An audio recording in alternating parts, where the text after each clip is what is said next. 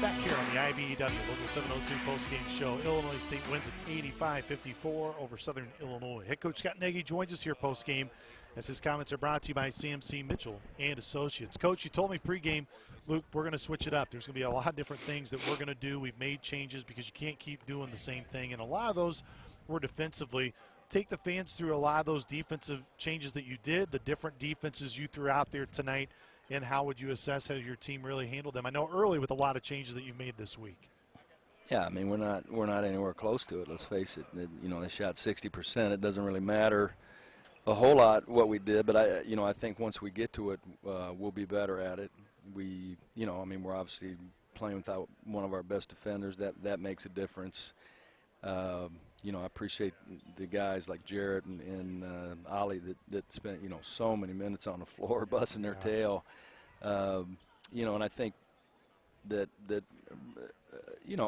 I can handle getting beat by what we did, but I think one of the things that was bothersome was, late in the game we got a kid, and I can't remember who it was, making a play on the floor.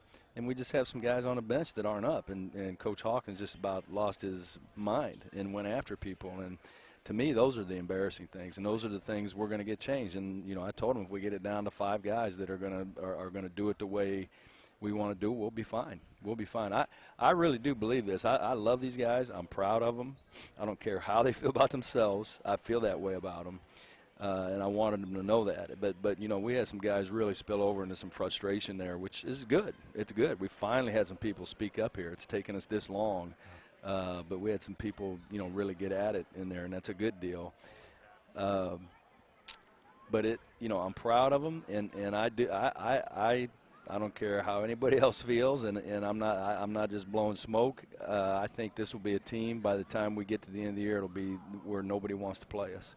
And I believe that, and we're going to get to it, and we're just going to stay with it. I believe in these kids. We're obviously not very good offensively. That makes the struggle, and so we have to create some more stuff defensively, and that's one of the things we're trying to do. It's hard to do in 2 days, is just switch a bunch of stuff up.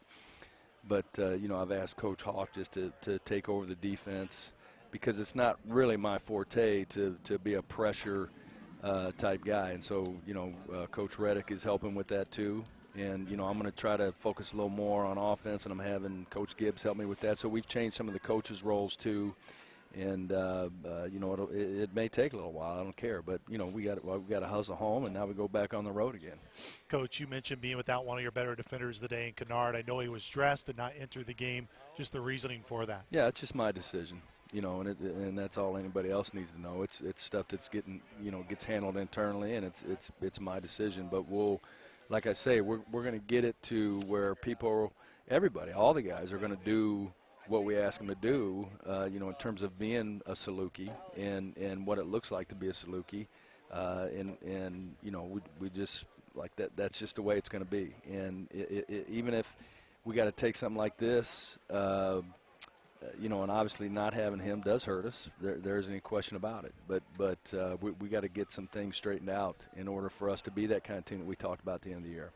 Coach Hawkins mentioned to me in the scouting report before the game about working on your energy level, the team's energy level. And I think there are 3 big numbers that showed up that there was some carryover. One was 12 offensive rebounds by your team. But we only had 4 in the first half. Yeah, but you still had 12 for the game. I know. For a team 12 is good, but as badly as we're shooting it, we need 18. Well, sure. And we didn't have the energy in the first half. We got at them at halftime, and they brought it in the second half. Yeah, so I agree with you there. No, I'm with you, Scott. And I said that at halftime. That was one of our adjustments that we talked about, that you have 4 on a bunch of missed shots. But the reality is they didn't drop their head. They came back, got 8. I thought that was a good indicator of a sample size of energy.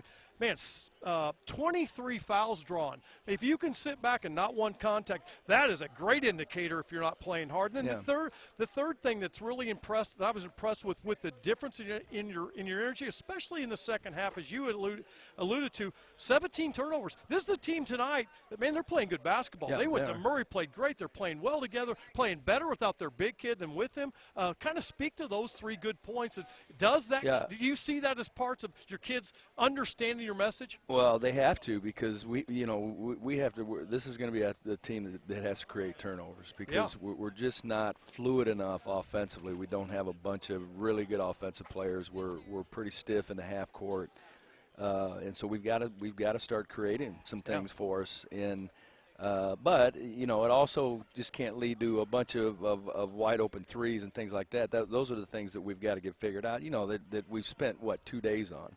Now, like I told the players, I can't. There's nothing really I can do about us going 10 for 23 from the free throw line. But that may be the worst I've ever seen in 30 years. And, there's nothing I can do to fix that other than talk to you and build you up and build some confidence in you. But, to get to the free, you're just not going to win very many games if you take 23 free throws and miss 13 of them. Coach, and continuing the further that point, Drew Steffi gets his first start in his career. We'll talk to him in just a matter of moments. Drew's been a guy that has had a lot to learn. I mean, just still being obviously his redshirt freshman season today in terms of being a ball handler, being able to set your offense up. How do you see Drew continue to improve as the years go along? He did okay, but he's not a point guard. He just isn't. I mean, and that's another issue for us is we're really playing with one. We're trying to convince Sherm to be less offensive-minded, more setting people up. I think we need that from him. But obviously losing Elijah was a difficult thing for us, and I mean, we're paying for it dearly, because it was a struggle for us in the offseason to find somebody that could play the point. It's the most important position. It just is that I believe that in the center. The rest of it you can fold around that, but you want to be strong up the middle with those two.